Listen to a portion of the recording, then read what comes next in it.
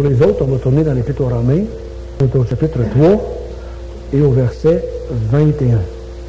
Chapitre 3, verset 19, excusez. Ce matin, on continue notre étude de ce merveilleux livre qu'on appelle l'Épître aux Romains. Et on a vu dans les 3 premiers chapitres que c'est la désolation pour l'être humain. L'être humain est décrit d'une façon très vivide, très honnête, très franche, par le Seigneur lui-même. Ce n'est pas les hommes qui se décrivent ainsi. C'est facile à comprendre, parce que lisez les livres que les hommes écrivent à leur propre sujet, et on est tous des petits dieux. On est tous des petits dieux. L'homme parle toujours de lui-même en se tapant sur l'épaule. Je suis donc correct. Mais quand Dieu a décrit l'être humain dans les Écritures, chaque fois que je lis les premiers épîtres aux Romains, l'épître aux Romains, les premiers chapitres, je veux dire, je me souviens toujours d'une femme à qui j'avais donné une Bible à sa demande, qui m'avait dit, la semaine dernière que je suis allé la voir, elle me l'a remis. Elle dit, je ne veux pas parce que c'est bien trop négatif par rapport à l'être humain, ce livre-là. Voyez-vous? Ce que la Bible dit par rapport à l'être humain, elle dit, on est un des pécheurs. Mais c'est-tu vrai? Si c'est vrai, il faut l'accepter. Et je dis à cette madame, ce n'est pas moi qui le dis, c'est Dieu. C'est la parole de Dieu qu'on dit. Est-ce que Dieu s'est trompé? Puis là, elle a fini par dire ce que tout le monde dit, la Bible n'est pas vraie. Donc, j'aime mieux croire ce que j'ai à croire. La question que je me suis posée cette semaine, après que quand Dieu voit tout cela, comment Dieu voit dans l'être humain, comment Dieu voit ce que dans les profondeurs de l'être humain. Parce que la parole de Dieu nous dit, personne ne peut connaître le cœur de l'être humain, si ce n'est que Dieu seul. Même pas votre conjoint. Même pas votre conjoint ne peut pas connaître votre cœur. Juste Dieu qui peut connaître ton cœur. Même toi-même, tu as tendance à être amnésique quand tu regardes certains petits coins qu'il y a dedans. Tu ne veux pas le savoir, qu'est-ce que là. Tu te le caches. Et je me suis posé la question, mais pourquoi vouloir sauver de tels personnages? Pourquoi est-ce que Dieu a voulu quand même nous sauver? Je me suis posé la question, mais pourquoi peut-être empêtré avec nous autres? Pourquoi vouloir sauver des hommes et des femmes qui ne veulent même pas l'être? La parole de Dieu nous dit dans l'Épître aux Romains, chapitre 8, que la chair ne veut pas. Elle ne veut pas, la chair. Puis elle ne peut pas, mais elle ne veut pas. Elle ne veut rien savoir de Dieu. Et je me suis posé la question, mais pourquoi est-ce que tu veux les sauver, ces gens-là? Parce que vous savez avec moi que, je l'ai dit à quelques reprises, mais pour moi c'est tellement vivide, si Dieu ne serait pas venu vers Adam et Ève, il serait encore caché dans les branches. Loin de la face de Dieu, voulant fuir Dieu, voulant s'éloigner de Dieu. Parce qu'après avoir péché, dans leur tête, la folie s'est installée, puis Dieu était devenu leur ennemi. Dieu était devenu méchant, Dieu était devenu injuste, Dieu était devenu qu'il ne les aimait pas, parce que c'était de sa faute à lui finalement, c'était tout ça arrivé. N'est-ce pas ce qu'ils ont dit à Dieu? C'est toi la femme que tu m'as donnée. C'est toi qui nous as mis ici. Moi, je l'ai dit quand j'avais 15 ans. C'est toi qui m'as mis l'arbre là. T'aurais pas dû pas le mettre, j'aurais pas mangé. Hein? Moi, j'étais capable de dire ça au Seigneur. C'est ta faute si ça va si mal. On est devenu fou dans notre tête un petit peu. Mais Dieu, dans son amour pour l'être humain, il est venu des branches pour nous parler. Il est venu vers nous autres. Et l'autre question que je me suis posée cette semaine, c'est comment peut-on sauver de tels personnages qui ne veulent même pas l'être? Comment peut-on les sauver? J'ai marqué plus de lois, plus d'oreilles peut-être. Il y en avait pas assez. On en met un peu plus. Il y en avait 10, on en a ajouté 7. Il y en a 17, on va en rajouter d'autres. On en met d'autres règles. Fais pas ça, touche pas ça, mange pas ça, va pas là, regarde pas ça, fais pas ci, fais pas ça. On en met d'autres règles. Peut-être qu'il va se sauver, là. Ben non, hein. Plus que tu en mets, plus il cale. Parce que lui, il n'est pas capable de les faire. Chaque fois que tu en mets une, tu es sûr que tu vas planter avec, que tu ne le feras pas toi-même. Dans le paradis, il y avait combien de règles? Une. Touche pas à cette table-là, mange-en pas. Une règle. Dans un paradis, des êtres qui étaient parfaits. Rien n'était parfait avant. Dans un lieu parfait. Tout était super beau. Un règlement. Un commandement de Dieu. Et ils ne l'ont même pas fait. Et nous, qui sommes dans un monde imparfait, que nous sommes des êtres imparfaits de notre chair, plus tu mets des règles et des lois, plus tu cales. Parce que tu ne seras pas capable de les faire toi-même. Faisons attention dans nos vies, avec nos enfants, faisons attention avec nos frères et sœurs. Plus tu mets des règles, plus ils vont caler avec, parce que tu ne seras pas capable de les faire. Ça m'a pris du temps, avant d'arriver là avec mes propres enfants. Comment je leur demandais de faire des choses qu'ils étaient incapables de faire et que je ne faisais pas moi-même. Au lieu d'avoir une vie de relation de grâce avec mes enfants, j'ai une relation d'armée, de régiment, de commandement, de règles. Fais pas ça, va pas là, touche pas ça, parle pas à ces gens-là, mange pas ça, c'est pas bon ça, puis regarde pas ça, c'est pas bon. Alors, on en avait mis des règles. Et quelqu'un qui est venu chez nous, puis il avait dit, dans le temps, j'avais trouvé ça le fun, tes enfants, c'est comme des petits soldats pour le Seigneur. Je dis, ah oui. Aujourd'hui, je dis, ah oui. C'était des petits robots pour François, plutôt. Mais Dieu, dans son amour, a fait un plan pour venir sauver des êtres pécheurs qui ne pouvaient pas être sauvés par eux-mêmes, qui ne voulaient pas être sauvés, qui s'éloignaient de Dieu constamment. Mais Dieu a fait un plan pour le sauver. Dieu a organisé le plan du salut. Comment vous feriez, vous, pour approcher quelqu'un qui ne veut pas l'être approché? Hein? C'est drôle, hein? La question est bonne, hein? Comment peux-tu faire pour t'approcher de quelqu'un qui ne veut pas? As-tu déjà couru après une fille ou après un gars qui ne voulait pas sortir avec toi? C'est pas drôle. Ça va tout le temps plus loin. Tu t'approches, il se tasse. Tu changes de chaise, il change de chaise. Il ne veut pas s'approcher. Il ne veut pas. Et Dieu, lui, s'approche de l'être humain. Et l'être humain ne veut pas être sauvé. On a la preuve. Regardez les gens qui vivaient avec Jésus pendant son temps. Et regardez ce qu'ils ont fait. Ils ne voulaient pas. Ils étaient bien plus souvent penchés à terre pour manger des roches que d'autres choses pour le tuer. Mais ce matin, on va recommencer à regarder dans l'Épître aux Romains comment Dieu va s'y prendre pour sauver des êtres qui ne voulaient pas l'être, qui ne voulaient rien faire et qui ne pouvaient rien faire. Même s'ils auraient voulu, ils en étaient incapables à cause de leur propre chair, à cause de leur propre nature de pécheur. Même si moi, tu me dirais, je voudrais bien dur voler, là, pour m'enlever dans le ciel. Vous déjà pensé à ça quand j'étais petit enfant? Et moi, j'ai déjà monté du toit de la maison, je disais, me semble que ça serait le fun de partir, s'envoler. Même si je désirais gros comme la terre. Je sais qu'est-ce qui serait arrivé, je serais sauté. Bang à terre. J'aurais fait bang à terre. J'aurais jamais été capable. Dans ma nature, je ne suis pas un oiseau. Donc, j'aurais pas pu. Mais j'aurais voulu. Et le pécheur, même quand il voudrait gros comme la terre, même s'il voudrait, il ne sera pas capable. Parce qu'il est pécheur. L'homme peut obtenir la justice de Dieu par la foi seule. Ça, c'est le plan de Dieu.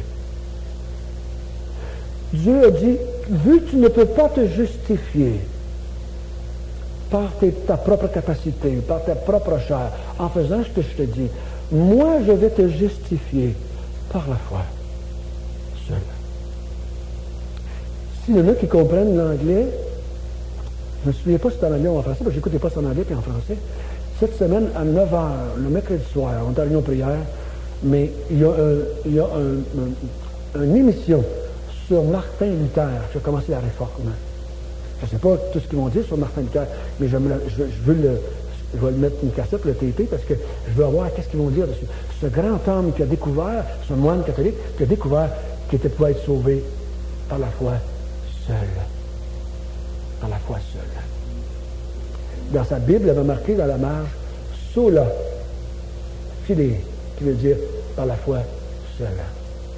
Par la foi seule. Comment est-ce que Dieu va faire ça maintenant? Comment est-ce qu'il va arriver à justifier des hommes, des femmes, des enfants par la foi seule? Premièrement, au verset 19, s'il y en a qui veulent suivre, vous avez bien beau, avec moi, 19. Or, nous savons que tout ce que dit la loi, elle le dit à ceux qui sont sous la loi, afin que toute bouche soit fermée et que tout le monde soit reconnu coupable devant Dieu. Car personne ne soit justifié devant lui par les œuvres de la loi. Parce que c'est par la loi que vient la connaissance du péché. Premièrement, ce que Dieu a fait pour pouvoir nous sauver par la foi seule, il nous a donné la loi pour qu'on comprenne qu'on n'était pas capable de se justifier autrement. Comment on était tordu dans notre tête, Dieu nous a donné la loi pour qu'on puisse comprendre qu'on avait besoin d'être sauvé par la foi. Et nous, dans notre folie, on a pris la loi comme moyen de salut.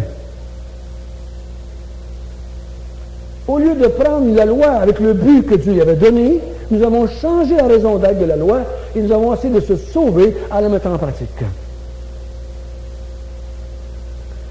Le verset dont on vient de lire, c'est que la loi ne permet à personne de se justifier.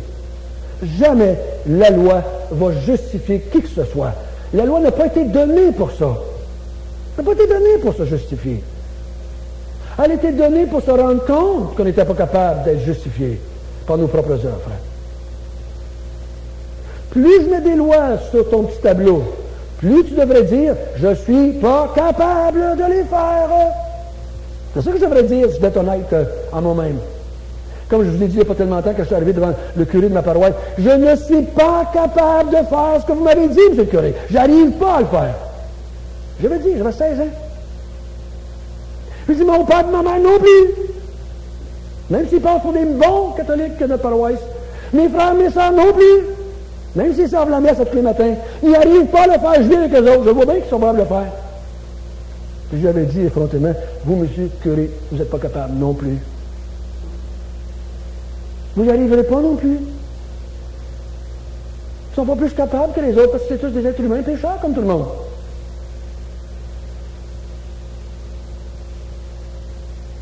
La loi n'a pas été donnée pour se justifier. Au contraire, qu'est-ce qu'il dit au verset suivant? Il dit, la loi va amener tous les gens à avoir la bouche fermée. Tous les gens vont être reconnus coupables. Tout le monde.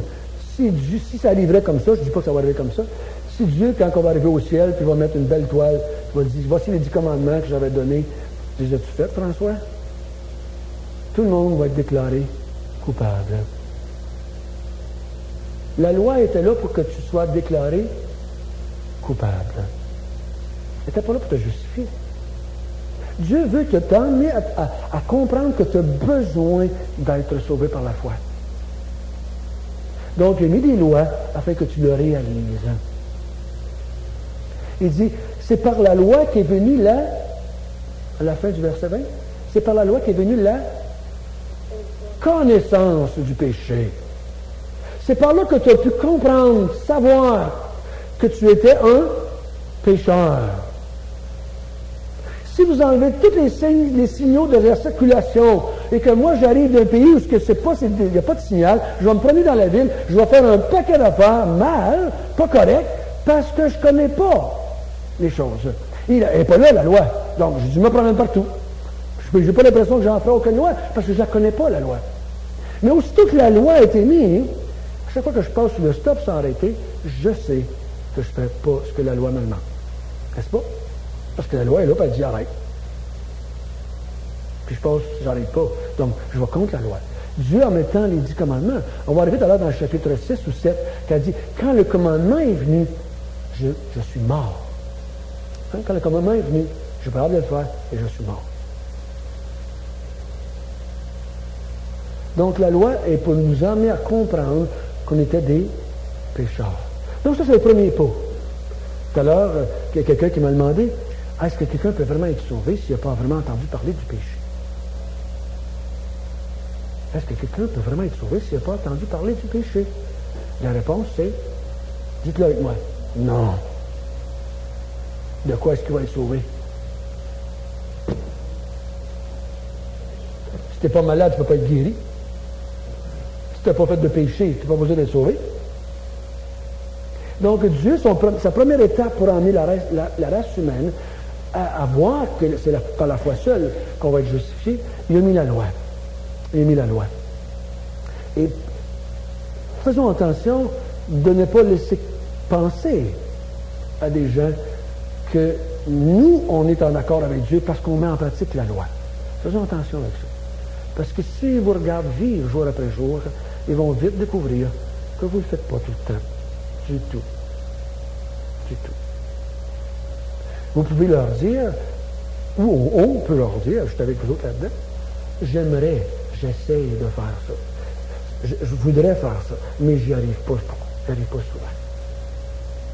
N'ayez pas peur de vous humilier devant les non-sauvés, vous savez. N'ayez pas peur. N'ayez pas peur de leur montrer qui vous êtes dans la réalité. Ils découvriront bien s'ils deviennent chrétiens. Ils vont le découvrir. N'ayez pas peur. Il ne faut pas laisser vouloir paraître aux gens que nous, on a atteint certains stages de sainteté.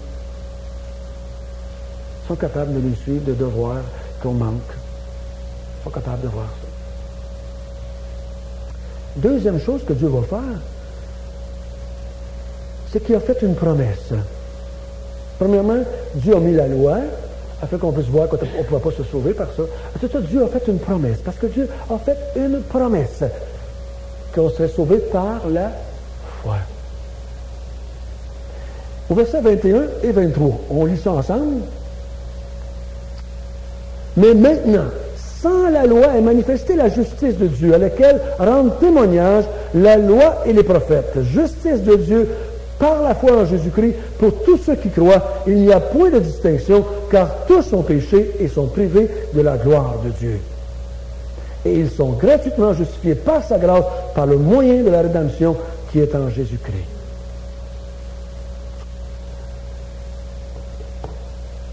Dieu a fait une promesse dans l'Ancien Testament. Et la première fois qu'il a fait la promesse, c'était dans le jardin d'Éden. Aussitôt qu'ils ont eu péché, Dieu les a parlé, il a dit à la femme, au Satan, il a dit à Satan, de la femme que tu as fait pécher, va naître quelqu'un qui t'écrasera la tête. Oh, tu vas le mordre au talon, mais il va t'écraser la tête. Jésus a été mordu. Jésus est mort, finalement. Hein? Jésus est mort. Le serpent l'a mordu, puis il est mort. Mais il a bien écrasé la tête en passant. Avez-vous déjà tué une guêpe, puis vous faites piquer en même temps? Vous devez arriver. J'avais une guêpe, je l'ai fermée. Tac! Mais elle m'a piqué en même temps que je frappais. Mais elle était morte. Et c'était la même chose avec Satan. Jésus-Christ va y écraser la tête. Mais il dit, tu vas le mordre au talon. Et tu vas le faire mourir. Mais ce qu'il n'a pas dit, il l'a dit un petit peu plus loin. Il va ressusciter. Hein, il va ressusciter, il va sortir dans les morts. Mais finalement, il lui a donné la mort. Tout au long, il dit, la loi et les prophètes ont fait une promesse. Et ce n'était pas la promesse qu'on serait sauvé par la loi. C'était la promesse qu'il s'en venait un sauveur. Qu'il s'en venait un libérateur. Qu'il s'en venait quelqu'un qui était pour délivrer Israël de son péché. Donc il a fait une promesse dès longtemps, dès le début. Et il l'a renouvelé avec Abraham, il l'a renouvelé avec Jacob, il l'a renouvelé avec Moïse, il l'a renouvelé avec David, il l'a renouvelé avec Isaïe, avec tous les prophètes. Il l'a renouvelé. Il en donnait toujours un petit peu plus d'indices, ça s'en allait. Mais on voyait en s'en allant sur lui dans ce testament que c'était un Dieu de grâce. Il savait très bien que son peuple n'était pas capable. Il savait dès le paradis que son peuple ne serait jamais capable d'être sauvé par la loi. Donc, donner une promesse. Il dit, comme la loi et les prophètes rendent témoignage, la loi et les prophètes. Plus vous lisez l'Ancien Testament, des fois, il y a des chrétiens qui me disent, ouais, dans l'Ancien Testament, il y avait beaucoup de lois. L'Ancien Testament, c'est un livre de la grâce. C'est un livre de la grâce. Autant que le Nouveau Testament. Pas dit de la même façon. Mais c'est autant un livre de grâce qu'un livre que le Nouveau Testament peut l'être. Et le témoignage, pourquoi est-ce que Dieu a fait une promesse? Verset 23, quand vous voyez le mot, commence comment? Le petit mot toilette. Oups. Non, il n'avait pas dit, il n'avait pas la même Bible, ça? Oups, c'est pas ça non plus. Car. Verset car. Voilà. Qui a dit car? C'est toi qui as dit car? Oui, une étoile tout à l'heure.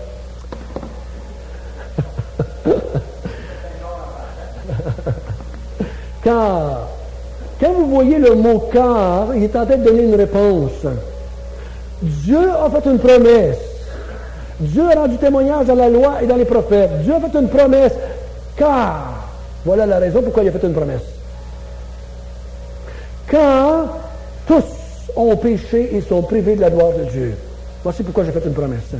Souvent, on prend ce verset-là et on l'applique pour les inconvertis, pour on voudrait dire tu as péché, donc tu es privé d'aller avec Dieu, mais tu meurs. Mais voyons un petit peu différemment ce matin.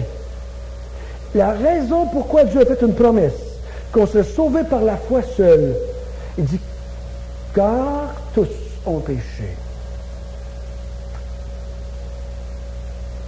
Tous, ça veut dire tous. Tous, ça veut dire tous. Il n'y a pas d'exception à la règle. Dans l'original, ça peut être marqué sans distinction. Aucune différence parmi tout le monde. Tout le monde est pareil. Tous ont péché. Et ça les a privés de la gloire de Dieu. Qu'est-ce qu'il veut dire par là? Ça les a privés. Quand ils ont péché, ça les a privés de la gloire de Dieu. Il y a différentes façons d'interpréter ça. Mais remarquez bien qu'il met le deux temps de verbe. Tous ont péché, mais tous sont privés. Un est passé, puis l'autre, c'est un état présent. On a tous péché. On va voir au chapitre 5, mais qu'on étudie le chapitre 5, tous ont péché en Adam. On est tous des pécheurs, du fait que notre Père était pécheur. Il nous a transmis la maladie. Qu'est-ce que ça veut dire pour vous quand il dit, à ce moment-là, quand on a péché, on était privés de la gloire de Dieu?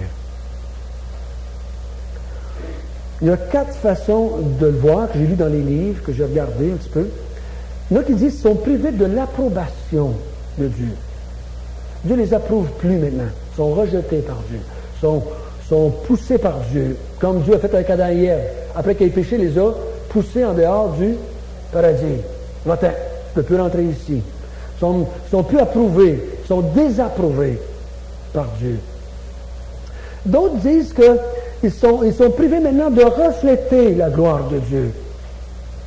Tu ne reflètes plus la gloire de Dieu. Tu es privé de l'image de Dieu qui était en toi avant que tu pêches.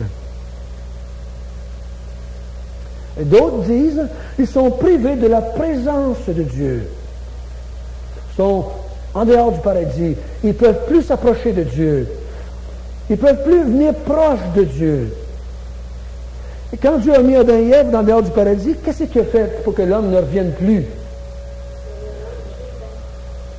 Il y avait une porte à quelque part, je ne sais pas où, tout le monde la cherche encore. Il a mis des chérubins, là, avec une épée flamboyante. Puis il dit, laisse-la pas revenir ici, s'il vous plaît. Toute une histoire, hein? Laisse-la pas revenir ici, s'il vous plaît. Empêche-le de rentrer ici. Privé de la gloire de Dieu.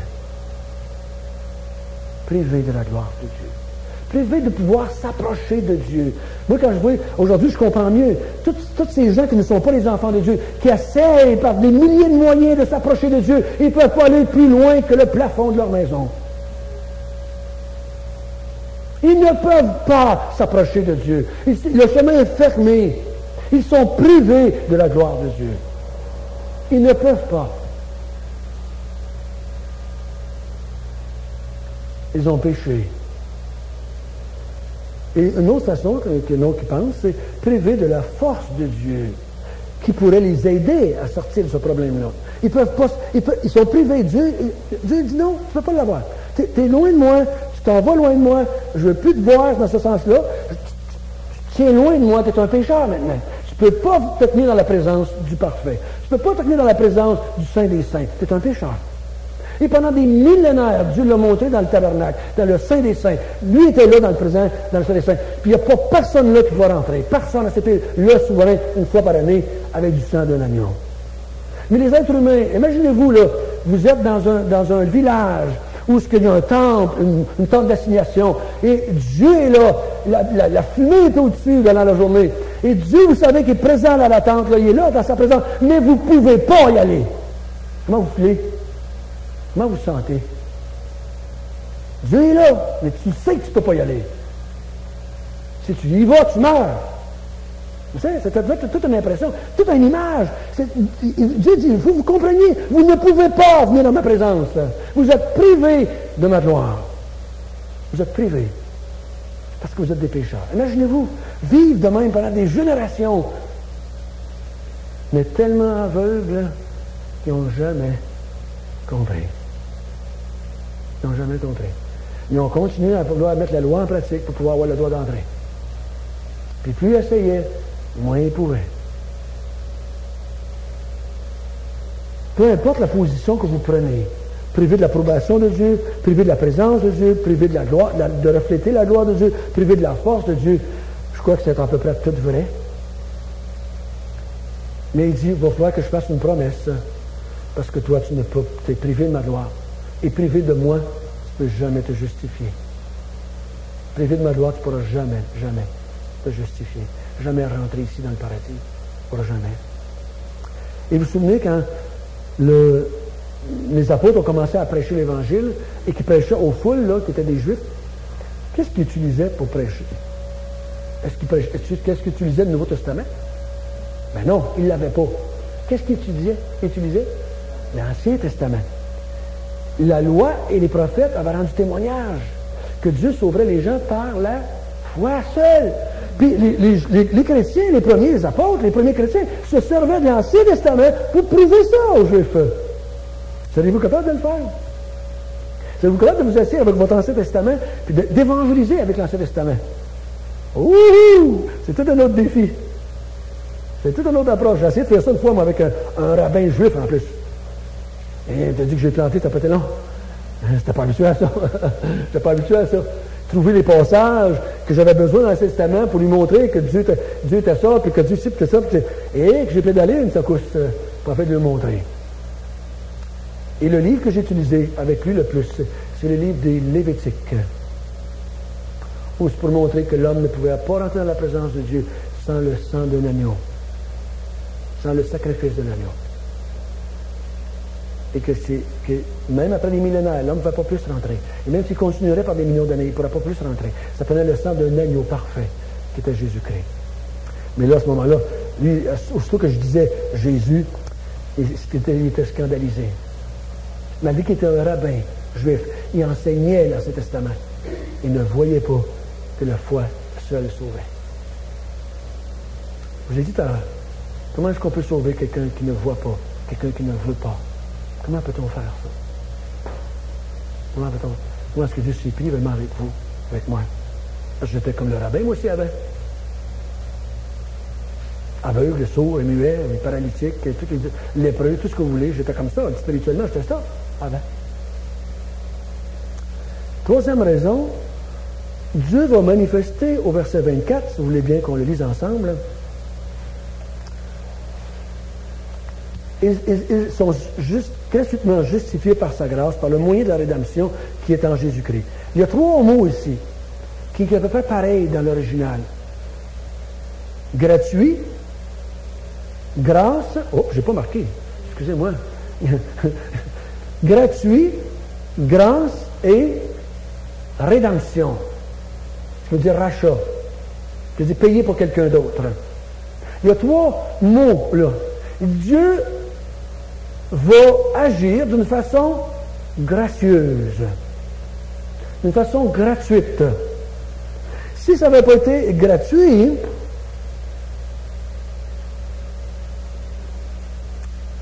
on n'aurait pas pu l'avoir.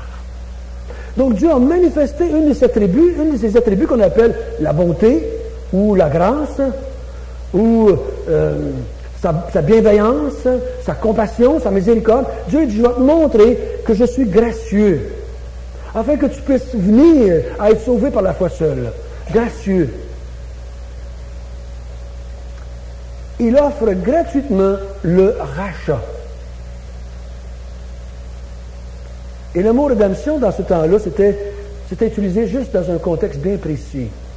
Le rachat, c'était utilisé dans un contexte bien précis. Quel contexte? Oui, madame, les esclaves. On utilisait ces mots-là seulement au marché des esclaves. On allait aux esclaves, puis on faisait le rachat d'un esclave. On payait sa rédemption. On payait sa rédemption. Dieu dit, par Jésus-Christ, je vais payer par Jésus-Christ le prix de ton rachat, afin que tu puisses être sauvé par la foi seule. C'est ça. On dit que, présentement, les jeunes disent, autres, c'est gratos. C'est gratos. Si ce n'est pas gratos, on ne pourrait pas l'avoir personne. On ne pourrait pas l'avoir. Il n'y a pas d'autre solution. Parce que nous n'avons rien. Nous possédons rien. On n'a même pas une vie à offrir. On est mort. Spirituellement en tant qu'être humain. Même pas de vie à offrir. Et une dernière chose qu'il va dire, au verset 25 et 26, si vous voulez bien regarder avec moi, c'est lui que Dieu a destiné à être par son sang pour ceux qui croiraient victime propitiatoire, afin de montrer sa justice, parce qu'il avait laissé impunis les péchés commis auparavant au temps de sa patience. Il montre ainsi sa justice dans le temps présent, de manière à être juste, tout en justifiant celui qui a la foi en Jésus-Christ. Moi, je ne l'avais pas mis encore une fois, excusez-moi. Dieu avait un problème. Savez-vous c'était quoi? S'il vous justifiait, il devenait lui-même injuste. Si un juge ne punit pas le coupable, vous allez dire que c'est un juge injuste. Dieu veut justifier le pécheur, mais s'il le fait, il devient lui-même injuste. Donc il y a un dilemme là, il vient un dilemme. Comment est-ce que je peux justifier François sans devenir injuste moi-même? Quel moyen? Une fois, je parlais avec deux témoins de Jéhovah, puis on dit Jésus-Christ. Vous savez qu'ils croient ça, Jésus-Christ, c'est pas Dieu. Hein? Jésus-Christ, c'est un ange. Puis j'avais dit à cet homme-là, si Jésus-Christ est un ange, Dieu est injuste. Hein? Je dis, quoi tu dis ça? Mais il a envoyé quelqu'un mourir, puis il n'était pas coupable, ce gars-là. Qu'est-ce qu'il avait fait, cet homme-là? Pourquoi punir quelqu'un d'autre quand il n'a rien fait? Si Jésus, c'est juste un ange, Dieu, en l'envoyant mourir pour vous et pour moi, Dieu devenait injuste.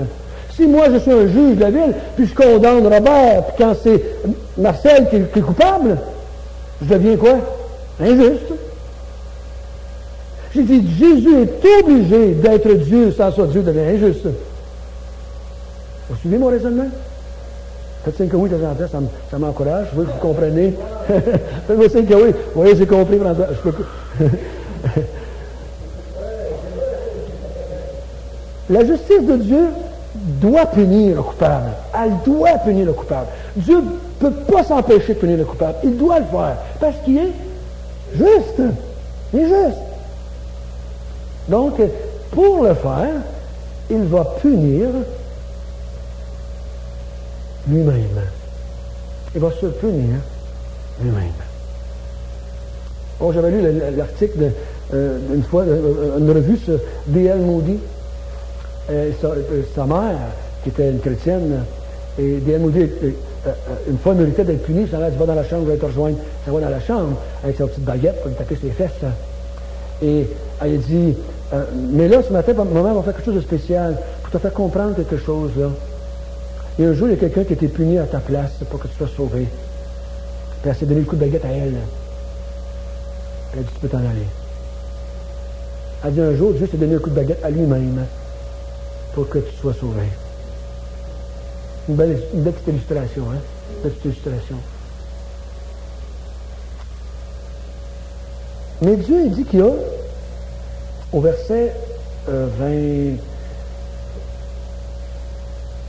25, Dieu a destiné, j'aimerais qu'on s'arrête là-dessus pendant quelques instants. Dieu a destiné. Et là, Paul commence à faire sortir sur le coin de la table pour qu'on ait trop peur, un mot bien spécial, le destin. Le destin. Ou on dit des fois prédestin ou prédestiné. Dieu a fait, Paul va faire sortir ça tranquillement parce que ça énerve bien du monde, cette vérité-là. Dieu a élu des gens. Dieu a prédestiné des gens. Dieu a choisi des gens. Il y en a qui n'aiment pas ça du tout que Dieu fasse ça. Mais avant de dire qu'il a prédestiné des gens, il dit qu'il a parlé qu'il a prédestiné son Fils. Dieu, avant les temps, avant le monde, avant qu'on soit né, avant qu'Adam et Ève pêchent, avant que le diable soit créé, Dieu avait destiné.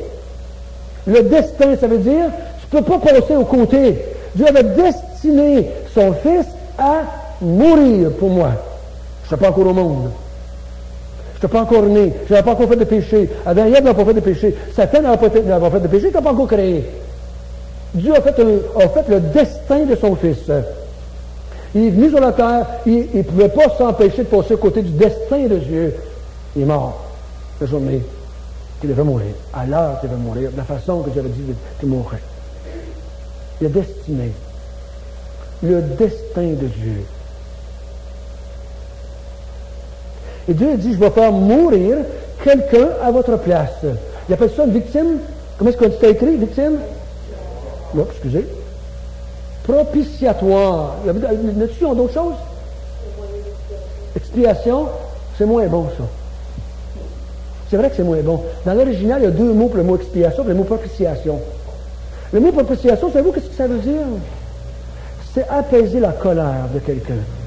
Dans nos doctrines, même évangéliques aujourd'hui, dans le monde évangélique, à plage, là, puis quand on fait des nouvelles Bibles, même, on a peur de marquer que Dieu est en colère. On ne veut pas marquer que Dieu est en colère contre l'être humain, parce que c'est pas positif, ça. C'est pas positif.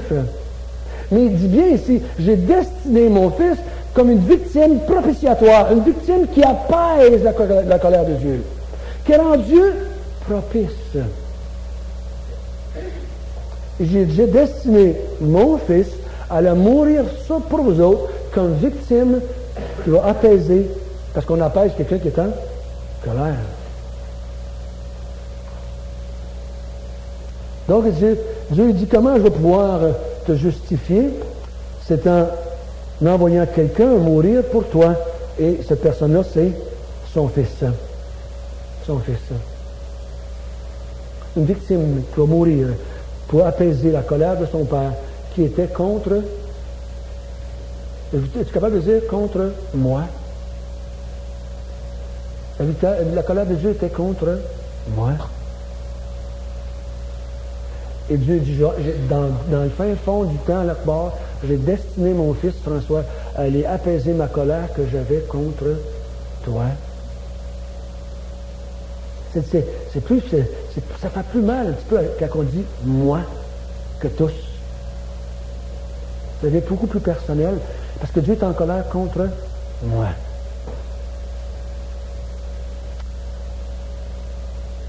Et on va être sauvé par la foi seule. Je vais prendre une minute pour terminer avec ça, parce que je pensais de laisser tomber, mais je vais le terminer. Au verset 27. « Où donc est le sujet de se glorifier? Il est exclu par quelle loi? »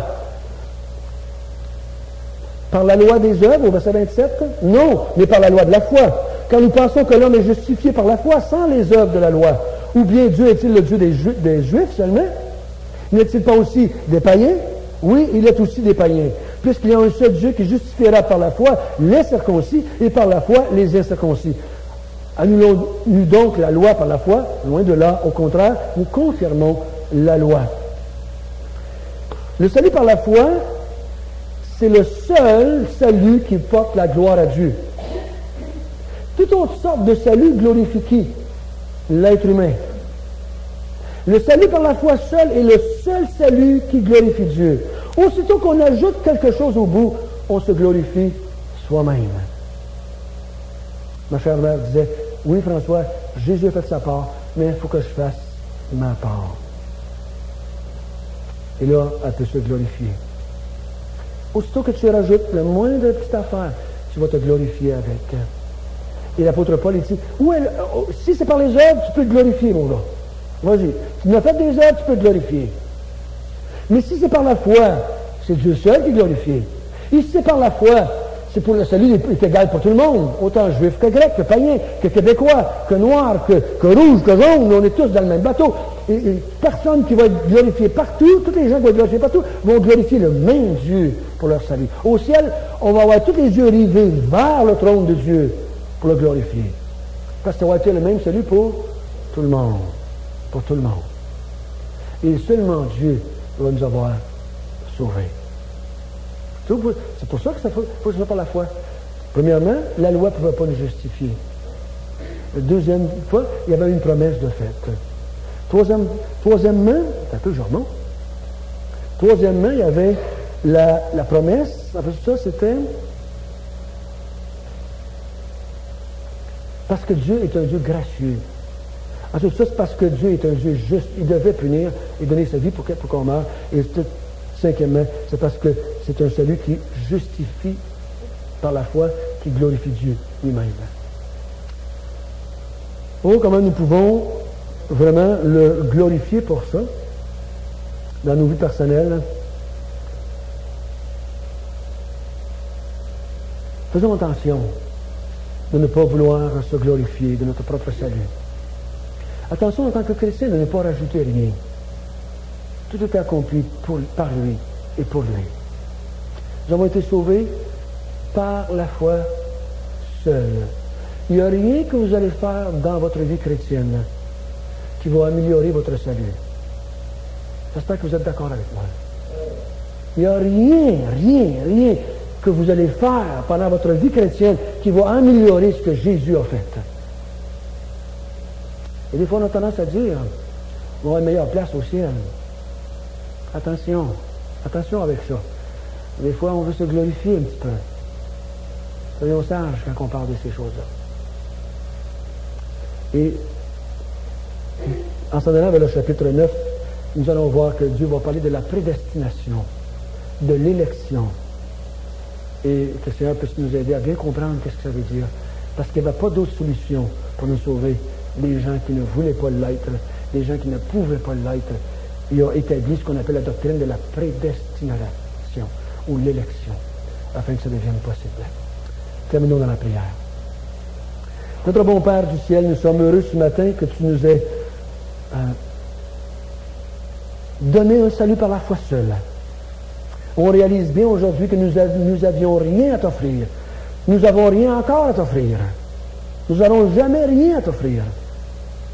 Parce que toute la gloire te revient. C'est toi qui as envoyé ton Fils, ton prédestiné, pour venir nous racheter de nos péchés. Gloire te soit rendue pour l'éternité. Amen.